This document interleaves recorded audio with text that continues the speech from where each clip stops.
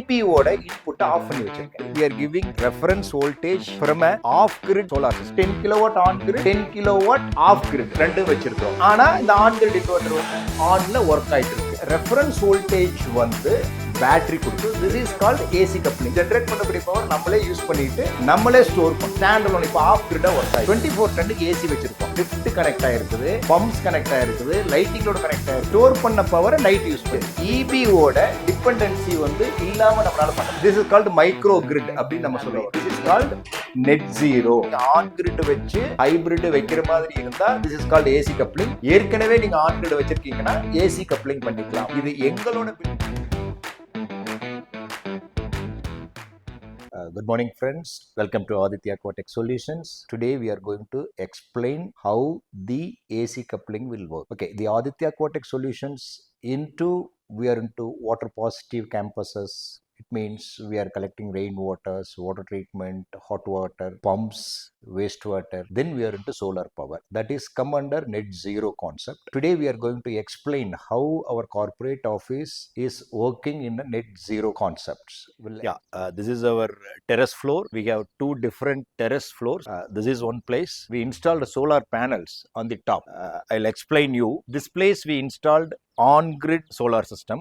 This is our second terrace. We installed 10 kilowatt of panels. This panels installed on 2017. So this is 320 watts peak panel. The system is connected on-grid inverter. See, always know this on-grid inverter, we need a reference voltage. Here we are giving reference voltage from a off-grid solar system.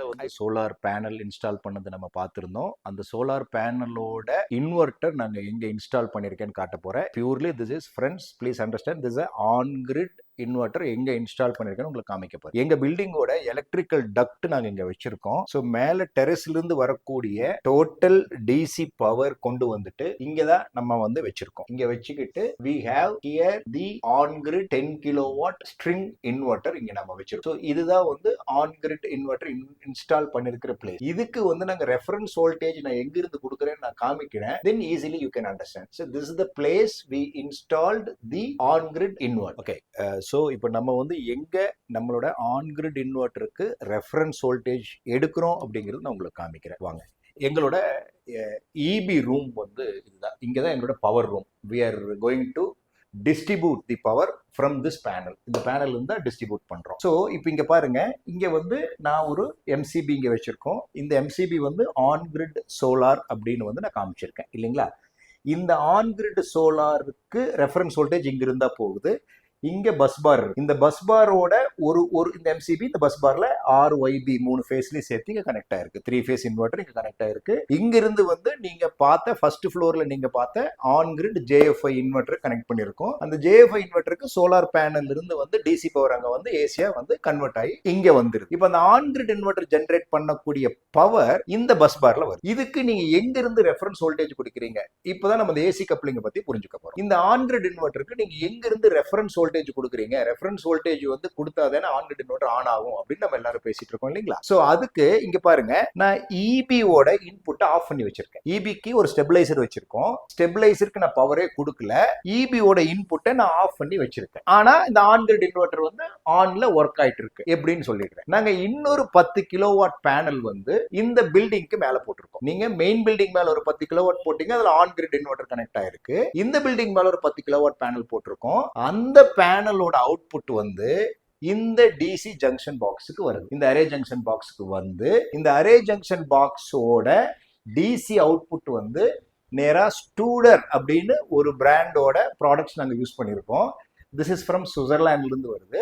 இந்த ப்ராடக்டோட charge MPPT charge controller கொடுக்குறோம். இந்த ஒரு charge controller வந்து 5 kilowatt of panels நம்ம வந்து connect பண்ணிக்கலாம். So 5000 watts connect பண்ணிக்கலாம். ஸோ மேல நம்ம 10 கிலோவாட் போட்டிருக்கோம். அப்போ வந்து 2 சார்ஜ் கண்ட்ரோலர் வச்சிருக்கோம். இந்த டிசி கொண்டு வந்து சார்ஜ் கண்ட்ரோலர்ல கனெக்ட் பண்ணிட்டு இந்த சார்ஜ் கண்ட்ரோலர் அவுட்புட் வந்து டிசி பஸ்ஸுக்கு வந்துருது. இங்க வந்து நம்ம டிசி பஸ் வச்சிருக்கோம், ஃபியூசஸ் வச்சிருக்கோம், பிளஸ் வந்து டிசி பஸ்ஸஸ் வச்சிருக்கோம். இங்க பாத்தீங்கன்னா தெரியும், இந்த 2 ஃபியூஸும் வந்து பாத்தீங்கன்னா இத சார்ஜ் கண்ட்ரோலர் இருந்து வருது. இது வந்து நம்மளோட டிசி பேட்டரியில இருந்து வரக்கூடிய கனெக்ஷன்ஸ். சோ இங்க வந்து வச்சிருக்கோம். இந்த ஸ்டூடர் அப்படிங்கிற ப்ராடக்ட்டுக்கு ரெஃபரன்ஸ் வோல்டேஜ் வந்து பேட்டரி கொடுக்குது. லித்தியம் அயன் பேட்டரி நாங்க வந்து இன்ஸ்டால் பண்ணிருக்கோம். ஸ்டூடர் இன்வெர்டருக்கு வந்து ஸ்பைடர் அப்படிங்கக்கூடிய lithium ion battery, it is Indian manufacturing brand, அதை வந்து நாங்க இன்ஸ்டால் பண்ணி. ஸோ இந்த ப்ராடக்ட் வந்து ஸ்டாண்ட் அலோன் இப்போ ஆஃப் கிரிடா ஒர்க் ஆயிடும். இப்போ இந்த 10 கிலோவாட்ல இருந்து வரக்கூடிய பவர் இந்த சார்ஜ் கண்ட்ரோலருக்கு வந்து சார்ஜ் கண்ட்ரோலர்ல இருந்து பேட்டரியும் சார்ஜ் பண்ணுது, பிளஸ்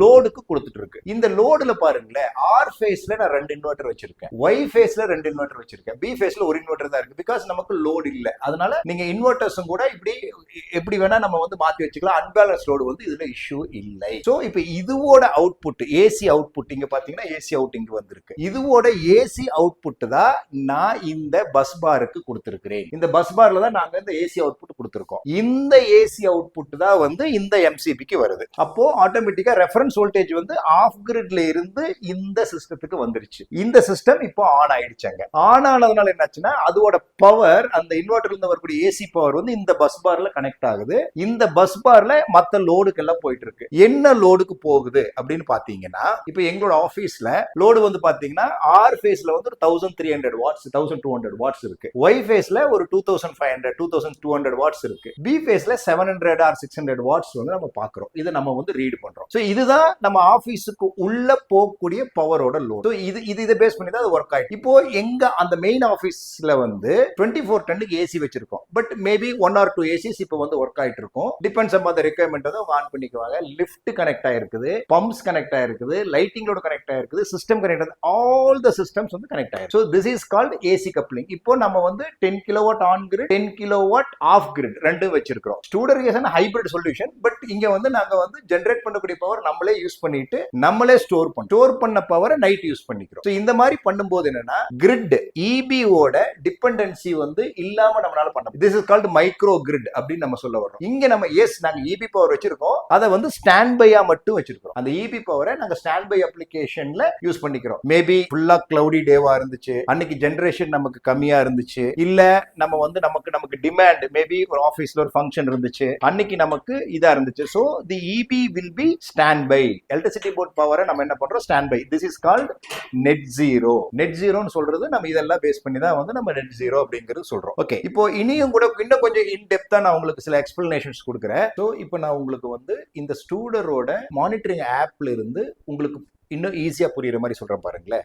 இப்போ பாருங்க, இப்போ இந்த சோலார் பேனல் நம்ம பாக்குறது ஆஃப் கிரிட்டோட சோலார் பேனல். இந்த பில்டிங் மேலதான் வந்து 10 கிலோவாட்டுக்கு உண்டான ஆன் கிரிட் சோலார் பேனல் இருக்கு. இது வந்து பேட்டரி. இப்போ பாருங்க, கிரிட் வந்து 0, கிரிட் கனெக்ஷன் நம்ம பண்ண கிடையாது. ஸோ இது வந்து ஆஃப் கிரிட்டோட 10 கிலோவாட் பேனல். இந்த பில்டிங் மேல இருக்கிறது 10 கிலோவாட் பேனலுக்கு உண்டானது வந்து ஆன் கிரிட். இது வந்து பேட்டரி. இப்போ நான் சொன்னேன் இல்லைங்களா ஏசி கப்ளிங் எப்படி ஒர்க் ஆகுதுன்னு. ஸோ இப்போ நான் ஒரு ரெஃபரன்ஸ் பண்றேன். இந்த ரெஃபரன்ஸ் பண்ணும்போது உங்களுக்கு விஷயம் தெரியும் பாருங்களேன். ஸோ இப்போ வந்து 4.53 வந்து ஆஃப் கிரிட் ஜென்ரேட் பண்ணுது, பிளஸ் வந்து நமக்கு வந்து லோடு ஆர் ஃபேஸ்ல வந்து ஆல்மோஸ்ட் 1800 கேக்குது, ஒய் ஃபேஸ்ல வந்து 2600 காமிக்குது, பி ஃபேஸ்ல வந்து 1550 கேக்குது. So almost 2.5 3.5 3.9. இப்போ அங்க 5 கிலோவாட் லோடு வந்து ஆஃபீஸ்க்குள்ள போயிட்டு இருக்கு. அப்ப நம்ம இங்க ஜென்ரேட் பண்ணக்கூடியது இங்க 4.53 ஜென்ரேட் ஆகுதுன்னா ஆல்மோஸ்ட் இங்கேயும் 4.53 ஜென்ரேட் ஆயிட்டு இருக்கும். ஜென்ரேட் ஆன பவரை போக எக்ஸஸா இருக்கக்கூடிய பவர் பில்டிங்ல இருந்து ஸ்டூடருக்கு வந்துட்டு இருக்கு. பில்டிங்ல இருந்து ஸ்டூடருக்கு மீன்ஸ் நம்மளோட பஸ் பாருக்கு வருது. ஸோ இப்போ இந்த ஜென்ரேஷன்ல பாருங்க, இப்போ 4.5 750 வாட்ஸ் வந்து இப்போ திருப்பி அங்க போகுது. அங்க ஆன் கிரிட்டோட ஜென்ரேஷன் கொஞ்சம் டிராப் ஆச்சுன்னா ஆட்டோமேட்டிக்கா ஸ்டூடர் வந்து ஃபீட் பண்ணிடும். எக்ஸஸா இருக்குதுன்னா அது வந்து திருப்பி வந்து ஸ்டூடருக்கு கொடுக்கும். அப்படி நடக்கும்போது என்ன ஆகுதுன்னு கேட்டீங்கன்னா, நமக்கு வந்து எக்ஸஸா இருக்கக்கூடிய பவர் நம்ம பேட்டரியை சார்ஜ் பண்ணிட்டு இருக்கு. இங்க பாருங்க, 4.11 கிலோவாட் வந்து பேட்டரியை சார்ஜ் பண்ணிட்டு இருக்கு.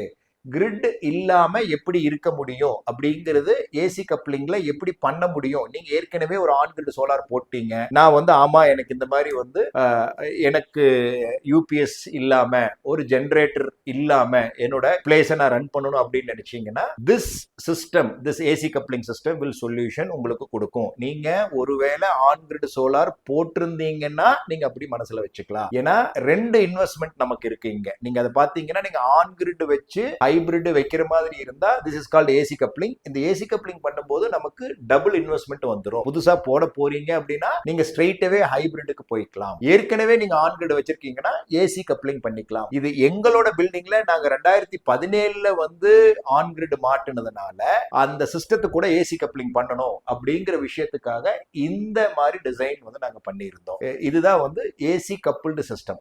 இது ஒரு 40 கிலோவாட் வந்து பேட்டரி சிஸ்டம் வந்து நம்ம இங்க வந்து வச்சிருக்கோம். இப்படிதான் வந்து ஏசி கப்ளிங் ஒர்க் ஆகும்.